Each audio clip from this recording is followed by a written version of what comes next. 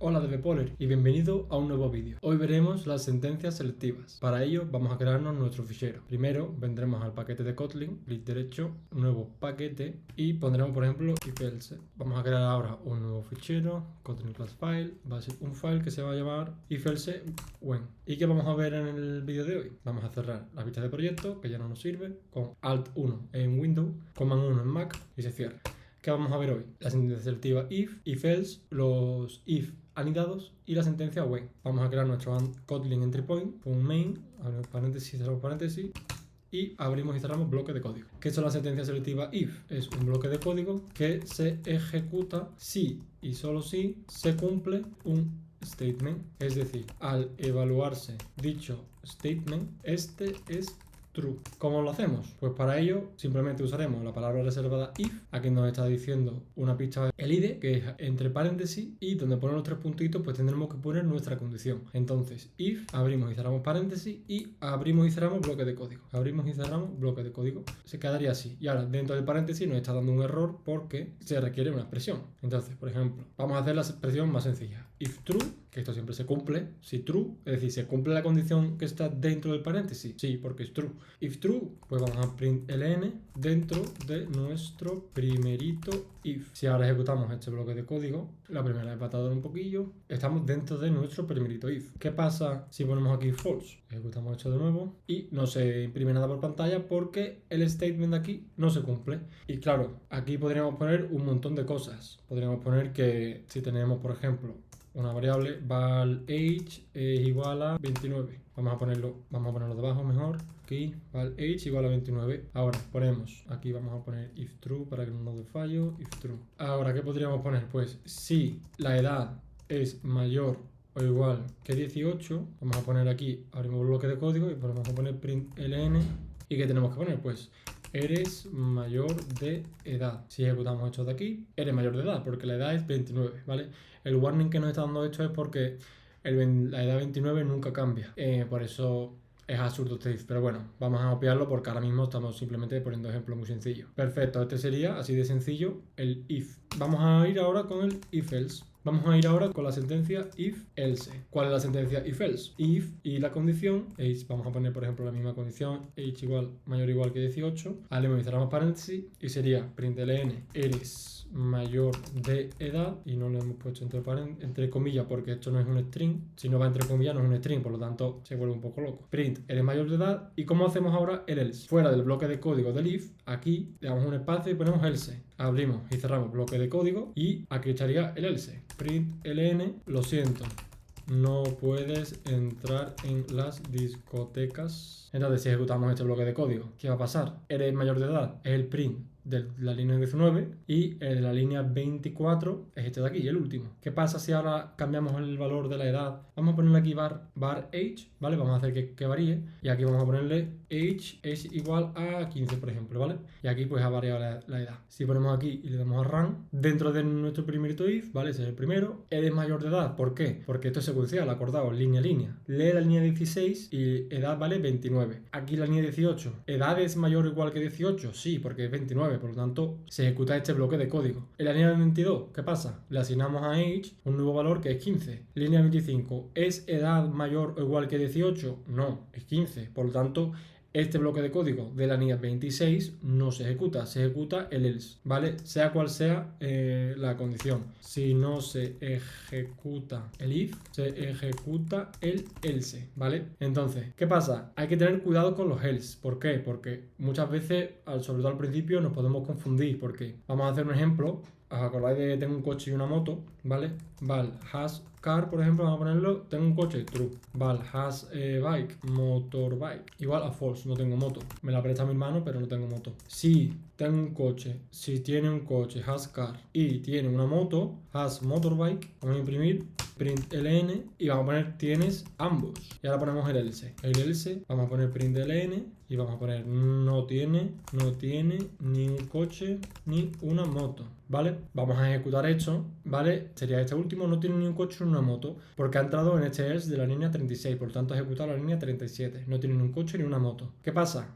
Hay que tener cuidado con las expresiones que son más complejas, porque tenemos que tener cuidado si está bien de verdad o no, porque esto no está bien. El else este no tiene ni un coche ni una moto, no, mentira. Aquí en el else entra si no se cumple lo de arriba, ¿vale? El statement de arriba. ¿Cuál es este statement? Este statement dice que tiene un coche y tiene una moto, tiene los dos. ¿Qué pasa? ¿Tienes un coche y una moto? No, tienes un coche, pero no tienes una moto. Entonces, esto no se cumple, por lo tanto no entra en el else. ¿Vale? Y hay que tener muy claro que se ejecute un bloque de código sensato, que se tenga que cumplir, es decir, que refleje que no se cumple esto de aquí arriba. Aquí no tiene ni un coche ni una moto. Esto no, esto es no tiene un coche o no tiene una moto, ¿vale? Ahora estaría más correcto. No tiene un coche o no tiene una moto. Uno de los dos es el que falla, o ambos. Pues, ¿qué pasa ahora? Vamos a ir con el siguiente ejemplo, con los nested if. Nested if, vamos, que pueden ser tanto if como else. Entonces, vamos a usar el mismo ejemplo de arriba, de hecho vamos a copiarlo y pegarlo. ¿Y qué pasa? ¿Qué son los nested if o nested if else?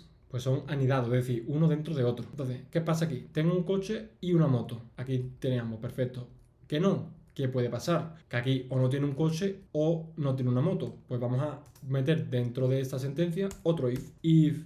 Ahora, ¿qué pasa? Aquí falla uno de los dos. Entonces, ¿qué podríamos hacer? Por ejemplo, si no tiene un coche, si no has car, si no tiene un coche, ¿qué pasa? Pues vamos a print ln, el vehículo que le faltaba era el coche.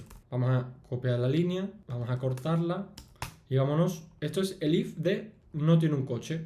Pues vamos ahora al else, vamos a pegar la línea de antes y ahora el vehículo que le faltaba era la moto.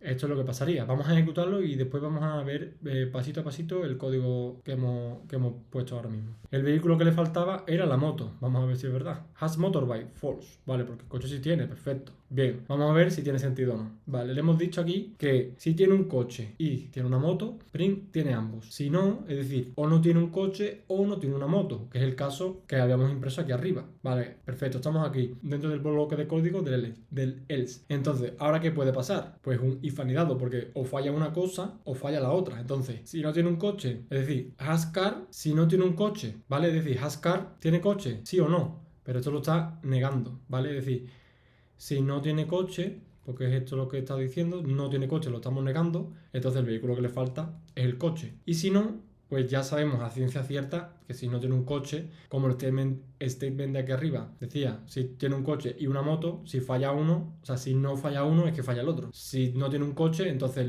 si esto no se cumple, es decir, tiene un coche, aquí dice no tiene un coche. Y aquí, ¿cuándo se mete aquí? Tiene un coche. Aquí solo se mete si tiene un coche, porque si tiene un coche, entonces tiene una moto.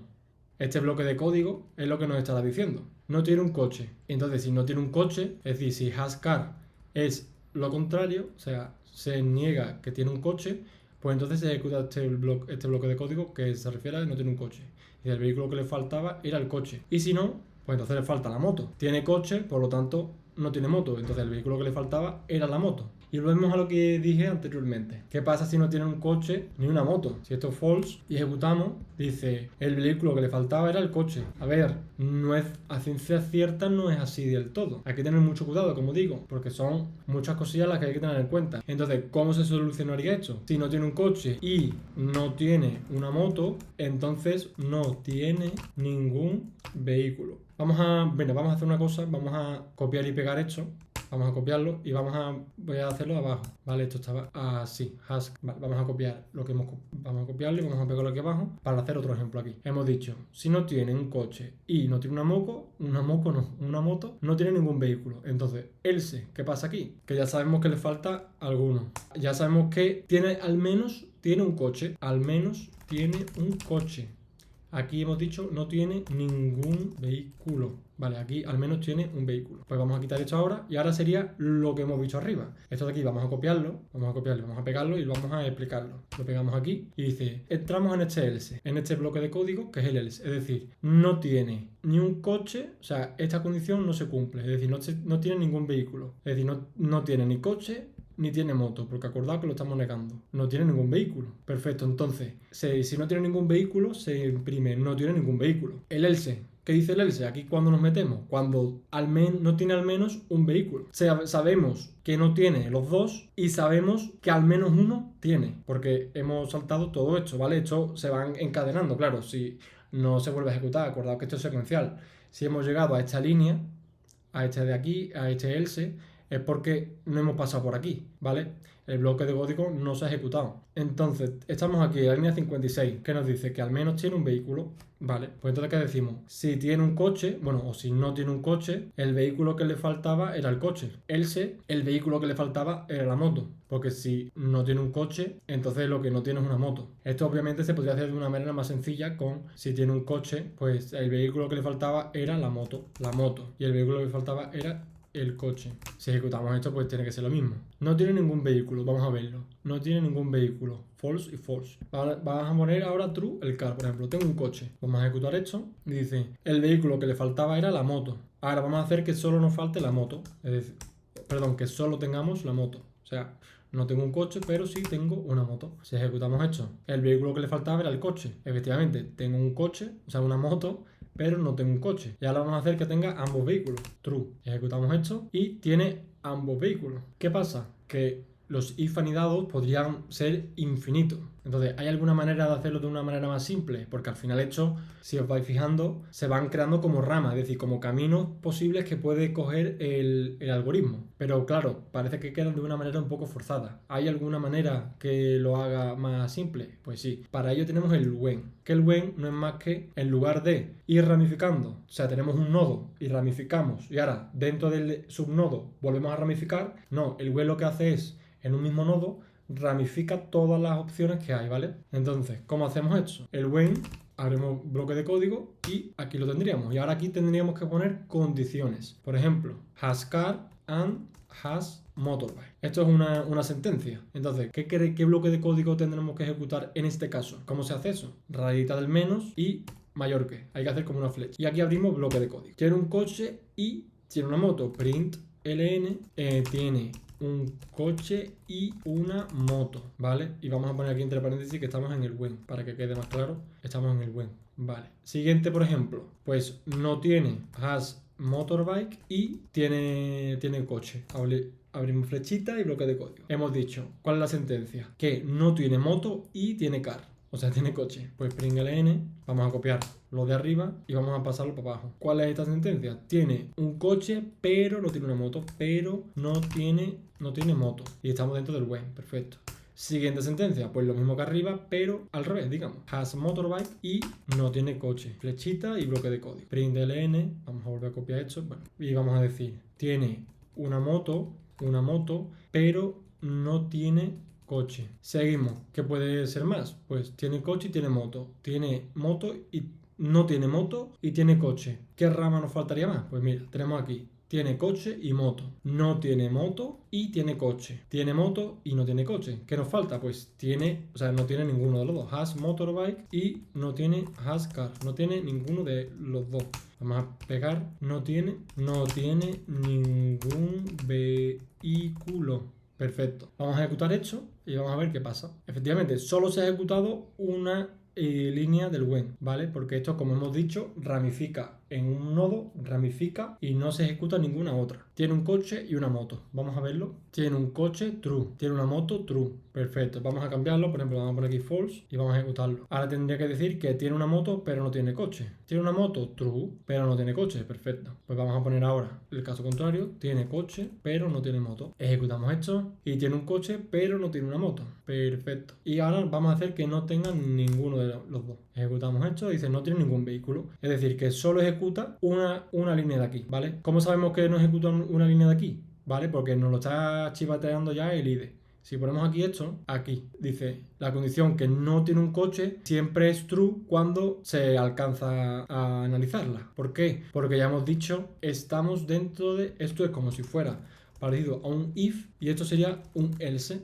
Estos serían todos los else. Esto es como si fuera un else. Entonces, todo esto son else. ¿Qué pasa? Que aquí, como dijimos antes, al if se ejecuta si se cumple la condición y el else se ejecuta en caso de que no se ejecute esto. ¿vale? Entonces, si ya se ejecuta esta línea 70, es porque la 67 no se ha ejecutado. Entonces, es decir, que esto no se cumple. Esto es redundante porque siempre es true, porque ya se descarta. Entonces, esto se podría simplificar. Así, y aquí pues lo mismo. Aquí te está diciendo que la condición de que no tiene un coche y no tiene una moto siempre es true aquí. ¿Por qué? Porque esto no se cumple, esto tampoco se cumple y esto tampoco se cumple, quiere decir que el último caso que queda es este, ¿vale? Entonces, ¿qué pasa? Que cuando ocurre esto, cuando el último caso habido y por haber es el que queda, pues lo que se hace es poner el else. Aquí sería, no tiene ningún vehículo. Vamos a hacerlo, vamos a ejecutar esto de nuevo con todos los pasos que nos dimos antes, con todas las posibilidades. Aquí están, no tiene ni uno ni otro. Vamos a reproducirlo, no tiene ningún vehículo. Perfecto. Ahora dice, vamos a poner esto true, tiene un coche pero no tiene una moto. Tiene un coche pero no tiene moto. Vamos a poner ahora esto true, vamos a ejecutarlo y ahora dice tiene ambos. Tiene un coche y tiene una moto, perfecto. Y ahora tiene una moto pero no tiene un coche, false. Ejecutamos esto, tiene una moto pero no tiene un coche, ¿vale? Nos da una pequeña pista el ID y nos ayuda a simplificarlo. El ID es nuestro aliado. Si nos da un warning, vamos a verlo, vamos a estudiar el porqué y vamos a intentar, si podemos simplificar el código, perfecto. ¿Qué más nos ofrece el when? Si por ejemplo nosotros queremos evaluar una expresión en concreto, por ejemplo, vamos a pedir un carácter por pantalla, que era readln, vamos a ponerle print, abrimos paréntesis y vamos a pedirle introduce operador. ¿Y qué es lo que vamos a hacer? Vamos a pedir operador suma, resta, multiplicación o división y lo que vamos a hacer es, dependiendo de lo que nos introduzca el usuario, pues hacemos la operación correspondiente. Para ello que necesitamos, pues dos números. First number es igual a 1. Val second number es igual a pues 7, por ejemplo. Vamos a ponerlo 7.0 porque como está la división, ya hacemos que sea flotante la división. Introduzco un operador. Entonces, ¿cómo lo hacemos? ¿Cuándo? Bueno, vamos a ponerle en vez de char, vamos a ponerle operator. Val operator. When, si queremos evaluar operator, pues abrimos paréntesis, cerramos paréntesis y ponemos aquí la variable que queramos operar. Hacemos así, when operator. Vale, ¿qué pasa? Pues vamos a hacer, en caso de que sea una suma, en caso de que sea más, ¿qué tenemos que hacer? Pues en caso de que sea suma, print ln, vamos a poner first number más $second number es igual a $first number más second number. ¿Qué nos dice aquí? Incompatible. Ah, claro. Las comillas simples nos están diciendo que es un char. Y nosotros cuando hacemos un readln no nos devuelve un char. Esto, si ponemos el ratón por encima, esto nos devuelve un string. Entonces no podemos tratarlo como si fuera un... Entonces tendremos que ponerlo entre comillas doble. Ahora sí que sí. Si es más, pues imprimimos la suma. Si es menos, pues ¿qué hacemos? Pues vamos a imprimir la resta. Vamos a copiar y pegar. Y ahora sería primer número menos el segundo número es igual al primer número menos el segundo número. Perfecto. Si es la multiplicación, ¿qué tendríamos que hacer? Pues pegamos la línea y sería primer número por, vamos a ponerle una X, por segundo número es igual a primer número por segundo número. La división, vamos a ponerlo así, sería, pegamos esto, primer número dividido entre el segundo número, esto sería esto dividido entre el segundo. Perfecto. Vamos a ejecutar esto. Introduce un operador, pues vamos a poner más. 1 más 7.0 es igual a 8. Perfecto. Vamos a probar con la resta. Resta 1 menos 7 es igual a 6. Perfecto. Seguimos con la multiplicación. Multiplicación 1 por 7 es igual a 7. Vamos a probar con la división. 1 entre 7 es 1, no lo creemos. Si yo ahora, por ejemplo, ejecutamos esto y ponemos algo que no está contemplado, ¿qué va a pasar? No hace nada, ¿vale? Entonces, ¿qué podríamos poner? Pues podríamos poner aquí un else que diga al usuario print ln operador no válido. Y podemos poner operador y vamos a poner $operator no válido. Vamos a ejecutar de nuevo. Introduce el operador. No quiero. Operador no quiero, no válido, ¿vale? Vamos a ponerlo entre comillas. Vamos a ver, claro. ¿Qué pasa? No nos deja porque entonces estaríamos cerrando este string.